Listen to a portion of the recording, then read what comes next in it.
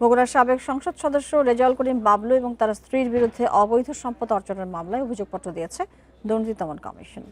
রাতে মামলার তদন্ত কর্মকর্তা দুদকের সহকারী পরিচালক জাহিদুল ইসলাম আদালতে অভিযোগপত্র জমা দেন। 2024 সালের মার্চে তাদের বিরুদ্ধে মামলা করে দুদক। প্রতিবেদনে বলা হয়, সাবেক সংসদ সদস্য বাবলু এবং তার স্ত্রী